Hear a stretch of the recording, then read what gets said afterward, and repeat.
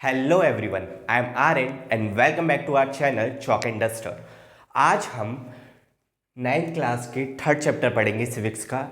In the last video हमने कुछ part cover कर लिया था जिसमें हमने जाना था कि व्हाट आर इलेक्शंस, इलेक्शंस क्या होते हैं और एक डेमोक्रेटिक इलेक्शंस हम किसको कह सकते हैं। साथ में हमने स्टार्टिंग की थी कि इंडिया में किस तरीके से इलेक्शंस होते हैं।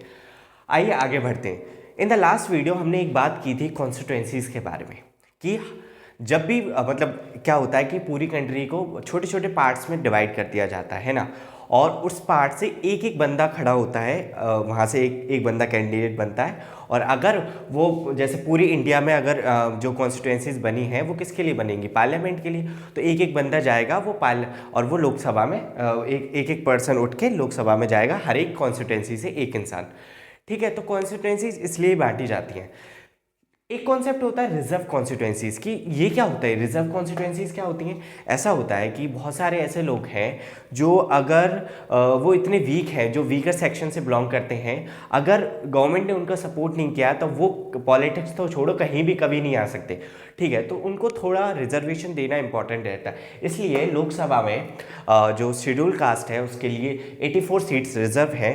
वहीं शेड्यूल ट्राइब्स के लिए 47 सीट्स रिजर्व कर दी है, ताकि इन कॉन्स्टिट्यूएंसीज पे सिर्फ जो कैंडिडेट इन वीकर सेक्शन से बिलोंग करते हैं वो यहाँ आए। ऐसा होता है ना कि अगर एससीज और एसटी के लोग पॉलिटिक्स में आएंगे तो इनकी जो परेशानियां हैं उनका डिस्कशन होगा, उसका समाधान निकलेगा। ठीक है, और ये बेटर तरीके से जानते हैं कि इनके जो जो जो इनका सेक्शन है उसको किस बात की परेशानी है और किस चीज़ की प्रॉब्लम वो फेस कर रहे हैं। ठीक है, इसलिए कुछ कॉन्स्टिट्यूएंसीज को रिजर्व कर दिया जाता है। और फिर क्या होता है कि ये होता है इलेक्शन से पहले। तो फिर क्या होता है, फिर इलेक्टोरल रोल्स बनते हैं। तो ये इलेक्शंस की प्रोसेस है कि कुछ कॉन्स्टिट्यूएंसीज हैं उनको रिजर्व कर दिया गया है, उसके बाद इलेक्टोरल रोल्स बनते हैं। इलेक्टोरल रोल्स क्या होते हैं कि इसके अंदर एक लिस्ट है, इसमें ये होते हैं कि कौन कौन who are eligible to vote, कौन कौन ऐसे सदस्य हैं जो वोट दे सकते हैं। ठीक है, तो इसमें एलिजिबल वोटर्स आते हैं जो भी वोट दे सकते हैं। तो कोई भी इंसान जो 18 साल का हो या 18 साल से ऊपर का हो तो वो वोट दे सकता है। और इस लिस्ट को ना हर 5 साल में अपडेट कर दिया जाता है। अब अपडेट क्यों करते हैं? क्योंकि ऐसा होता है कि उस 5 साल के अंदर कोई ना किसी इंसान की, बहुत सारे इंसान की डेथ हुई होगी तो उनको उस लिस्ट से हटा दिया जाता है। वहीं बहुत सारे ऐसे लोग होंगे जो 18 साल या 18 साल से ज़्यादा के हो गए होंगे तो उनको ऐड ऑन कर दिया जाता है, तो एक नई अपडेटेड वोटर लिस्ट बन जाती है। ठीक है, तो ये इस तरीके से एक इलेक्टोरल रूल्स बनता है। अब किसको वोट देने का अधिकार नहीं है? मोस्टली सभी वोट देते हैं, सिर्फ कुछ ही क्रिमिनल्स जो बहुत ही ज़्यादा एक्सट्रीम केसेस में, जिनके खिलाफ बहुत ही उनसे परेशानी उत्पन्न हो सकती है या परेशानी क्रिएट कर सकते हैं, सिर्फ वही वोट्स नहीं दे सकते एक्सट्रीम सिचुएशंस में। वरना हर एक इंसान वोट दे सकता है जो 18 साल या 18 साल से ऊपर का हो। तो फिर इलेक्टोरल रोल्स के बनने के बाद नॉमिनेशन फाइल होती है। मतलब जो भी इंसान कैंडिडेट बनना चाहता है, जो भी इलेक्शंस में कैंडिडेट बनना चाहता है, प्रतिनिधि बनना चाहता है, उसको एक नॉमिनेशन फॉर्म फिल करना पड़ता है। उसमें अपने बारे में बताना पड़ता है सारी चीज़ें जो भी उस फॉर्म में होती है। साथ के साथ उसको उसको एक सिक्योरिटी डिपॉजिट करनी पड़ती है, कुछ पैसे डिपॉजिट करने पड़ते हैं। अब कैंडिडेट कौन बन सकता है? तो कोई भी वोटर, कोई भी इंसान हो, वो क्या कहते हैं, वो कैंडिडेट बन सकता है। सिर्फ ये चाहिए कि जब वोट देते हैं तो वो 18 साल या 18 साल से ऊपर का होना चाहिए। लेकिन अगर वो कैंडिडेट बनना चाहिए तो उसकी उम्र 25 साल होनी चाहिए। ठीक है, तो ये क्राइटेरिया है। इसमें कोई भी एजुकेशनल ऐसी स्पेसिफिक क्वालिफिकेशन नहीं है। तो एक ये इशू आता है या फिर एक क्वेश्चन राइज होता है कि क्यों इस जगह पे एजुकेशन क्वालिफिकेशन नहीं रखी। अगर यहाँ पे एजुकेशन क्वालिफिकेशन रखते तो शायद पढ़े लिखे नेता यहाँ पे आते हैं, हमारे जो गवर्नमेंट है उसको पढ़े लिखे नेता चलाते। लेकिन ऐसा ज़रूरी नहीं है कि जो पढ़ा लिखा इंसान हो उसके अंदर लीडरशिप क्वालिटी हो। बहुत सारे ऐसे लोग हैं जो नहीं पढ़े लेकिन उनके अंदर बहुत अच्छी लीडरशिप क्वालिटीज़ थी, तो इसलिए एजुकेशनल क्वालिफिकेशन नहीं रखी। दूसरा, इंडिया में बहुत सारे लोग इलिटरेट है मेजॉरिटी, तो वो डिसाइड नहीं कर पाते कि किस बेसिस पे लोगों को वोट दें कि, और वो ये भी नहीं डिसाइड कर पाएंगे कि अच्छा इसकी एजुकेशन क्वालिफिकेशन ये है तो हमें इसे वोट देना चाहिए या नहीं देना चाहिए। ये हमारे लिए क्या करेगा। सो ये सारी चीज़ें, इसलिए कोई भी एजुकेशन क्वालिफिकेशन का क्राइटेरिया नहीं है फॉर द नॉमिनेशन फाइल करने के लिए, ठीक है। फिर क्या होता है, जैसे ही नॉमिनेशंस ख़त्म हो जाते हैं, जो भी कैंडिडेट्स खड़े होने चाहते हैं वो नॉमिनेशन डेट चली जाती है, उसके बाद इलेक्शन कैंपेन शुरू होता है। अब इलेक्शन कैंपेन तो आपने देखी होगी कि रैलीज निकालते हैं, झंडे लेके घूमते हैं, ठीक है। तो उसका पर्पस क्या है, अब क्यों जो इलेक्शन कैंपेन हो रहा है क्यों करवा रहे हैं, ताकि वो अपनी जो भी आइडियोलॉजी है, उनकी जो भी व्यूज़ हैं वो लोगों तक पहुंचा सकें, लोगों को दिखा सकें कि किस तरीके से वो उनके लिए बेटर है। तो ये उसका पर्पस होता है। ड्यूरेशन की बात करें तो वही नॉमिनेशन के बाद से ही वो स्टार्टिंग हो जाते हैं पोलिंग डेट तक। पोलिंग से पहले बंद हो जाते हैं 1-2 दिन पहले, लेकिन पोलिंग डेट से पोलिंग वाले जिस दिन पोलिंग होती है उस दिन से पहले ही 1 दिन पहले ही बंद हो जाते हैं, और करीबन 2 वीक तक लगभग ये कैंपेन कर सकते हैं, ठीक है।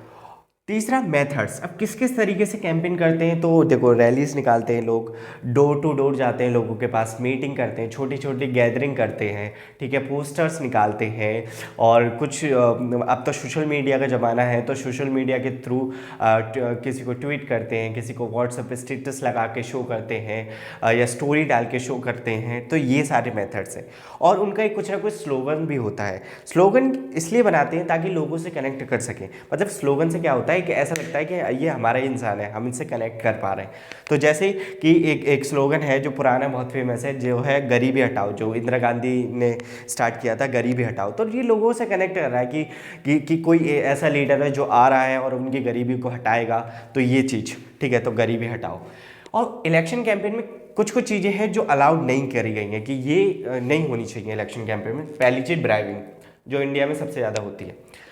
ब्राइबिंग का मतलब है किसी को पैसे देके वोटिंग के लिए कहना कि आपको हमें वोट देना है, पैसे देके उसको खरीदना, ठीक है। मेजरली एरिया में प्रधानी के इलेक्शन में तो बहुत ही ज़्यादा होती है, और ब्राइबिंग अच्छी खासी होती है। किसी को मिठाई का डब्बा दे रहे हैं, 5-5 हज़ार रुपये दे रहे हैं, या महिला को साड़ी पहुँचा दे रहे हैं, या फिर जो पुरुष मेंबर है उनको अल्कोहल डिस्ट्रीब्यूट की जा रही है। तो ये ब्राइबिंग के पार्ट है जो अलाउड नहीं है लेकिन होते हैं, ठीक है।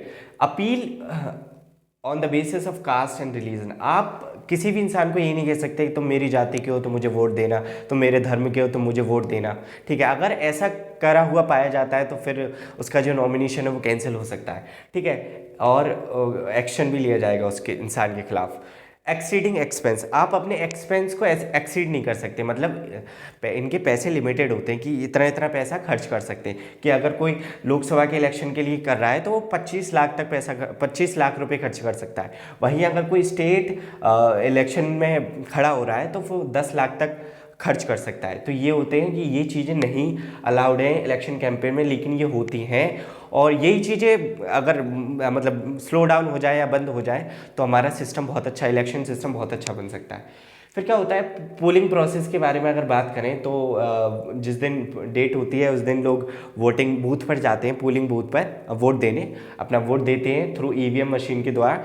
इलेक्ट्रॉनिक वोटिंग मशीन है ये, और इसके थ्रू वो वोट देते हैं। जिस भी कैंडिडेट को वो वोट देना चाहते हैं वहाँ प्रेस करते हैं तो एक स्लिप शो होती है 7 सेकंड के लिए, जिसमें पार्टी जिनको उन्होंने चुना है और उसका जो सिंबल है वो शो होता है 7 सेकंड तक, फिर वो हट जाता है। और फिर एक डे फाइनल होता है कि इस दिन काउंटिंग की जाएगी।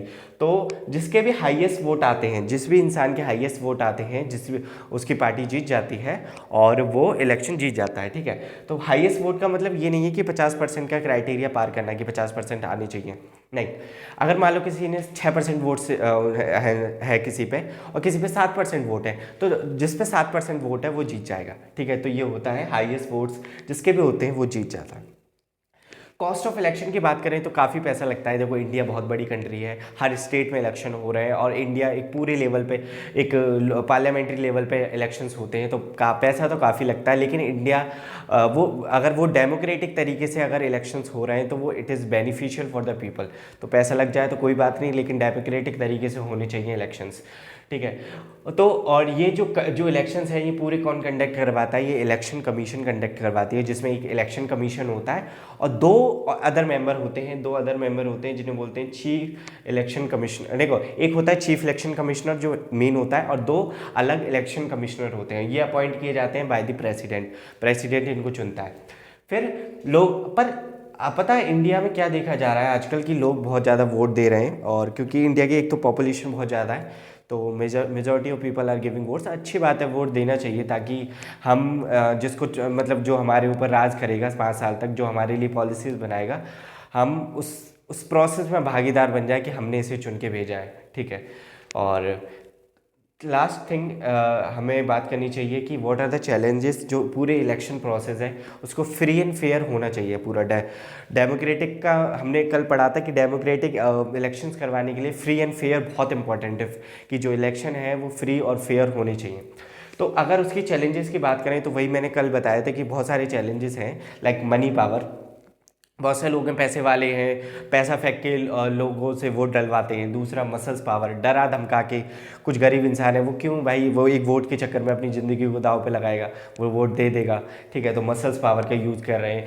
क्रिमिनलाइजेशन ऑफ पॉलिटिक्स, ये बहुत बड़ा इशू बन रहा है कि आज बहुत सारे ऐसे लीडर्स हैं, मेजॉरिटी ऑफ लीडर ऐसे हैं जो जो जिनके ऊपर क्रिमिनल केसेस चल रहे हैं। ठीक है, और वो हमारे लिए पॉलिसीज़ बना रहे हैं। तो ये मतलब बहुत ही एक हंसी की बात होती है कि वो लोग हमारे लिए पॉलिसीज़ बना रहे हैं जो खुद उसी क्राइम से रिलेटेड है, और वो उसी चीज़ के लिए पॉलिसीज़ बनाएंगे हमारे लिए।